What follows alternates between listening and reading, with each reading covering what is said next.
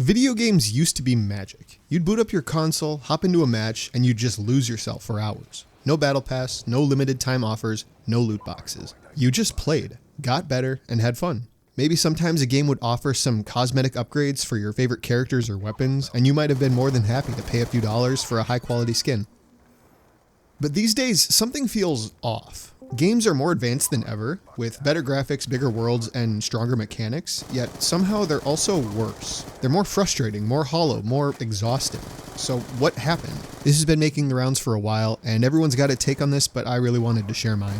I think you have to go all the way back and all the way down and look at how games are thought of, conceived, and developed. For a lot of these major companies and studios, at some point, fun stopped being a design philosophy, meaning they stopped making games to be fun.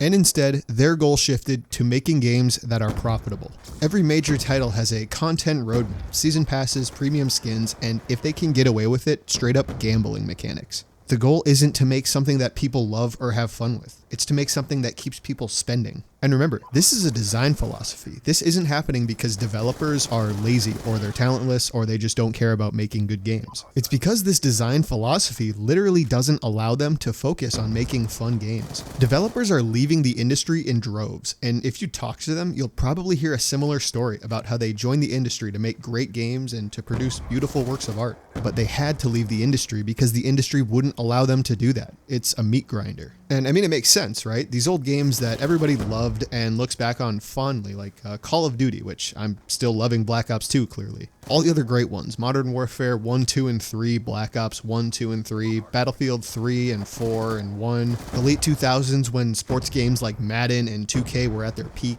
and so many more. The devs that made these games all left their respective studios a long time ago. Some of them went on to build new studios, like those old DICE devs that went on to form a bunch of higher profile studios after Battlefield fell off, but many left the industry entirely. And these newer devs that are coming in are not faring much better, and it's really not their fault. They have a job to do, they have bills to pay, and these companies are working them into the ground. What can they really be doing? And here's the problem at the foundation of all of this. Big game studios don't exist to make games. They exist to make money. And if you're thinking, well, duh, they're a business, of course they exist to make money. Here's the catch. When you're a publicly traded company like EA or Microsoft, who owns Activision, Blizzard, and a bunch of others, Take-Two Interactive, Ubisoft, and more, making money is not enough. You have to make more money every quarter, forever. Even if you made $1 billion last year and you don't make $1.1 billion this year, you failed and your stock price is going to fall. And with that, you'll get executive firings, layoffs, the whole 9 yards. So to avoid that, that means cutting costs, cranking out content faster, and finding new ways to squeeze more cash out of your players. And look, I'm not here to disparage private enterprise or anything like that, but Wall Street and big money have latched onto the gaming industry, and they will not let go so long as gaming continues to be profitable for them. And as long as gaming remains profitable for them, our games and our art are going to continue to suffer. That's why we don't get good games anymore. We get live services. You don't buy a game, play it, and finish it. You subscribe to a constant drip feed of overpriced skins, limited time events, and endless battle passes. And the worst part of this is that we put up with it because these games are engineered to keep us hooked. Daily challenges, FOMO, ranked events, everything here is designed to make you need to keep playing. And even if you aren't personally taking part in this, so many people are, to the point where it stays profitable for these companies. I mean, just look at something like FIFA or Madden. Things like franchise mode and career mode made these games have infinite replay value that you could just lose days and weeks playing. But a long time ago, they figured out that they could make way more money by pushing Madden Ultimate Team or FIFA Ultimate Team. And now there's really no point in playing these games anymore because those legacy game modes have been all but abandoned. And you can find this pattern in basically every single field of video game.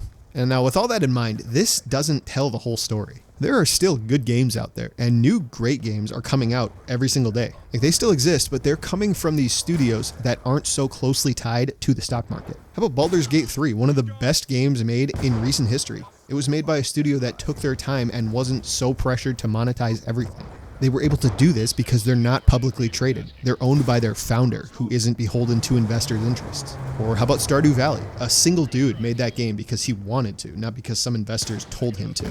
These are the games that feel special now. Not because they're the biggest or because they're the coolest in scope or even the most innovative, but because they actually care about making a good game. And I know, if you're watching a Call of Duty YouTube video, Baldur's Gate 3 or Stardew Valley might not be your cup of tea. But that is okay. There are countless games in every genre that fit this criteria. And it's also not a one-to-one correlation. You can be publicly traded and make exceptional video games. Rockstar Games are a great example of doing this. And being a private company doesn't mean that you're going to automatically make a wonderful game. But the underlying pressures that are facing or not facing a company are undeniable. The bigger these companies get, the more beholden they will be to making Goldman Sachs and Morgan Stanley happy, and not you and me happy. Unfortunately, the trajectory of the gaming industry has incredible inertia. You and I are not forcing EA to become a better company no matter what we do. However, I think there are some steps that we can take to make gaming a more enjoyable experience on the individual level. Because if we make things better for ourselves, then who knows, maybe your buddy who does nothing but play FIFA and Fortnite will take notice, and maybe he'll make a change too. So what can we do? Well, at first, we gotta stop rewarding the bad behavior of these companies. Stop buying those microtransactions to garbage games that you don't find fun and just get mad when you play. You can stop pre-ordering games and only buy them when they come out and the companies have shown that they've delivered on their promises. Support the studios that are actually caring about making something great, because at the end of the day, gaming can be fun again, but only if we stop letting these giant corporations hold it hostage. And gaming will be fun again, but only if you let it. If you've made it to this point in the video and you're stuck in the loop of constantly looking for something to play but only seeing Call of Duty, Fortnite, and 2K in your library, then head to Steam or Game Pass or whatever the equivalent is on PlayStation. I know I'm a boomer, bear with me. And look at the top sellers and the highly reviewed games. Some recent examples of exceptional games that have come out are Kingdom Come Deliverance 2, Balatro, Path of Exile 2, Baldur's Gate 3, and there are so many more. Like I've been saying, they're out there, but it's going to require a leap of faith. I've personally been enjoying Planet Zoo lately, and I don't think I would have even found this game without taking a step away from Call of Duty and Madden. And while it's not perfect, it's been a lot of fun.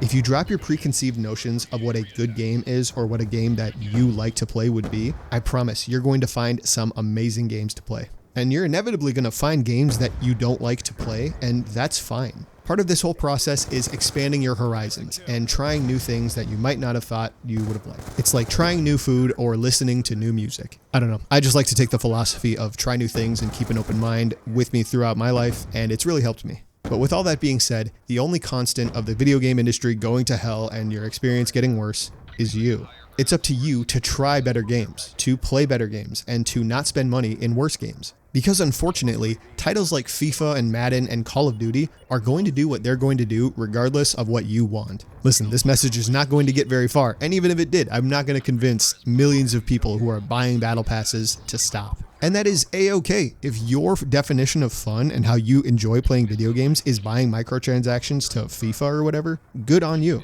I'm kind of shocked that you made it to this point in the video, but I greatly appreciate you sticking around. The whole philosophy of this channel and the message that I'm trying to get out there is to do what you enjoy and not really care about what else is happening around you.